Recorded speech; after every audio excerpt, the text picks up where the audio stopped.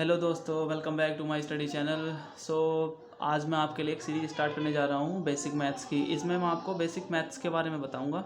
वैसे तो मैं परसेंटेज से स्टार्ट करने वाला था सीरीज़, लेकिन पहले मैं आपको ये सीरीज़ ख़त्म करूँगा। इसको 5-6 वीडियोज़ लगेंगी, उसके बाद हम परसेंटेज से अपना सिलेबस स्टार्ट करेंगे। तो आइए शुरू करते हैं। ये बेसिक मैथ्स के कुछ इंपॉर्टेंट फैक्ट हैं जो पता होना चाहिए। आप इसकी सहायता से कैलकुलेशन बहुत ही ईजिली कर सकते हैं।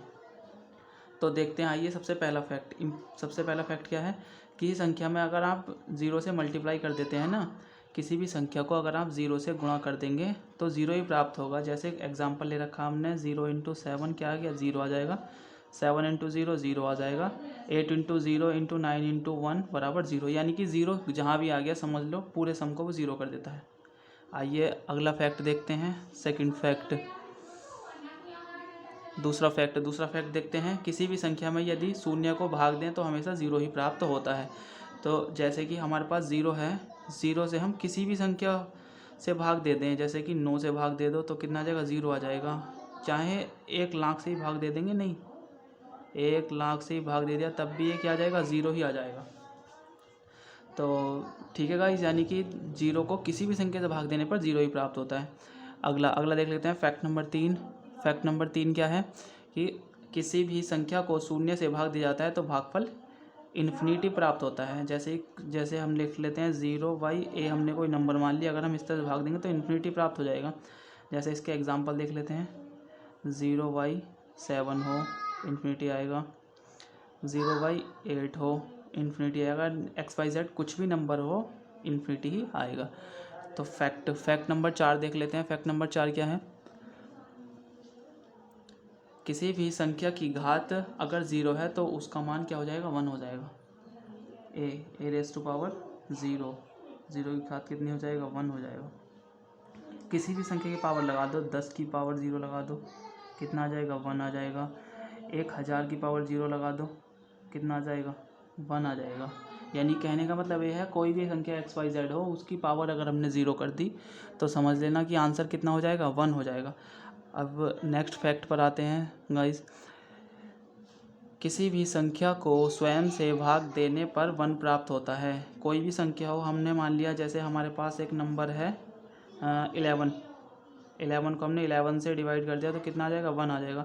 संख्या कितनी बड़ी हो, बस इसका एक एक्सेप्शन होता है, 0/0। ये याद रखना, बस 0/0 क्या है, ये अनडिफाइंड है। इसको अभी मैथ में डिफाइंड ही नहीं किया गया है, ये इसका कुछ नहीं आता, अनडिफाइंड नंबर आता है।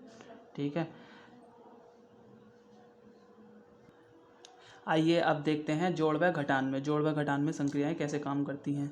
तो धनात्मक संख्याएं आपस में जुड़ती हैं और चिन्ह प्लस का लगता है। यानी कि हमारे पास कोई भी संख्या है, जैसे हमारे पास संख्या है a, एक धनात्मक है और दूसरी भी एक धनात्मक है। ठीक है, और अगर इन दोनों को जोड़ेंगे तो कितना आ जाएगा, 2a आ जाएगा। जैसे हमने एक संख्या ले ली 7, प्लस का 7 ले लिया और प्लस का 2 ले लिया, कितना आ जाएगा, प्लस का 9 आ जाएगा। इस तरह से हम अनोदर नंबर ले सकते हैं। जैसे हमने 8 ले लिया है, दूसरा ले लिया है 1, कितना आ जाएगा, 9 आ जाएगा।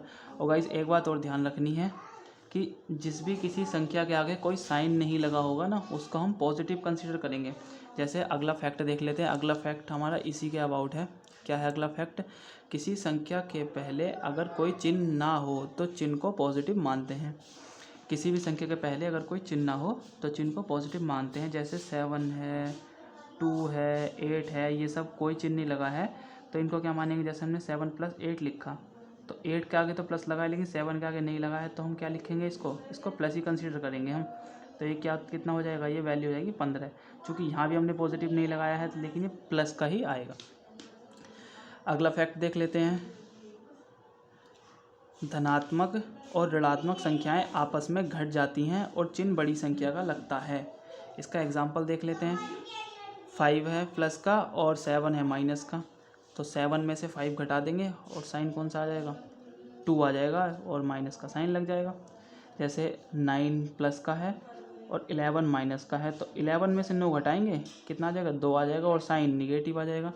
अब जैसे 11 माइनस का है और 9 प्लस का है, तो अब भी 11 में से 9 ही घटाएंगे, साइन माइनस का लग जाएगा।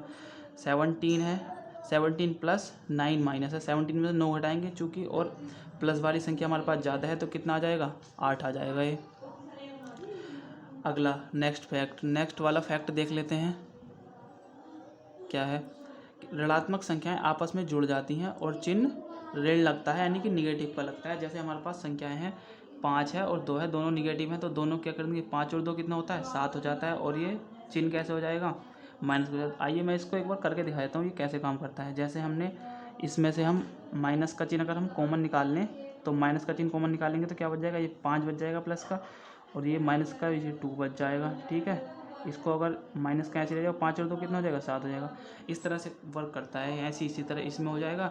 और 8 और 5 कितना हो जाएगा, 8 भी माइनस का है और 5 भी माइनस का है, तो 8 और 5 कितना हो जाएगा, 13 हो जाएगा। बहुत सिंपल ट्रिक्स होती हैं ये, बस इनको ना याद रखना पड़ता है और इन्हीं की सहायता से बड़ा क्वेश्चन सॉल्व कर सकते हैं। आइए अब आगे देखते हैं। आगे हमारे पास फैक्ट है मल्टीप्लिकेशन का, यानी कि गुणा का। गुणा को क्या बोलते हैं, मल्टीप्लाई का फैक्ट है हमारे पास। ठीक है, तो मल्टीप्लाई वाले फैक्ट देख लेते हैं कि कोई भी संख्या अगर प्लस और प्लस की अगर हम मल्टीप्लाई करेंगे तो क्या आएगा, प्लस आ जाएगा। देख लेते हैं, प्लस का 2 है और प्लस का 3 है, कितना आ जाएगा, प्लस का 6 आ जाएगा। प्लस और माइनस की अगर मल्टीप्लाई होती है तो माइनस आता है। प्लस का 2 है, माइनस का 3 है, कितना आ जाएगा, माइनस का 6 आ जाएगा। माइनस और माइनस की मल्टीप्लाई करेंगे तो प्लस आ जाएगा। माइनस का 2 इंटू माइनस का 3 कितना आ गया, प्लस का 6। माइनस और प्लस की अगर मल्टीप्लाई करेंगे तो माइनस आ जाएगा। माइनस का 2 इंटू प्लस का 3 कितना आ गया, माइनस का 6 आ जाएगा। तो इससे हम एक निष्कर्ष पर पहुंच सकते हैं कि अगर माइनस की गुणा हम समबार करेंगे तो प्लस आ जाएगा। माइनस की गुणा हम समबार करेंगे तो प्लस आ जाएगा, क्योंकि माइनस इंटू माइनस कितना हो जाता है, प्लस हो जाता है। आइए देख लेते हैं। जैसे हमें पता है माइनस की गुणा अगर समबार होगी तो प्लस आ जाएगा और माइनस की गुणा विषमबार होगी तो माइनस आ जाएगा। आइए एग्जांपल देख लेते हैं। 2 into 3 into 4 into 2 into -3। Minus कितनी बार है हमारे पास, 3 बार है, तो कितना हो जाएगा, माइनस आ जाएगा। विषम संख्या है, यहाँ पे माइनस कितनी बार है, 1 2 3 4 सम बार है, तो माइनस माइनस कितना हो जाएगा, प्लस हो जाएगा। और 4 तिया 12 दूनी 24 तिया 72। यही हमारे पास अभिष्ट उत्तर है। तो कैसी लगी आपको ये सिंपल ट्रिक्स। अब मैं कल इस वीडियो का पार्ट 2 अपलोड करूँगा, जिसमें मैं और भी ज़्यादा फैक्ट बताऊँगा। ये सिंपल से फैक्ट हैं जो आपको ज़रूरी पता होने चाहिए। इनकी सहायता से आप जो है ना पूरा मैथमेटिक्स सॉल्व कर सकते हैं। इसके बाद में हम अपनी सीरीज स्टार्ट करेंगे सारे चैप्टर की, percentage, profit loss, age, train वगैरह के सवाल डिस्कस करेंगे। तो hope you understand guys. Please like and subscribe my channel.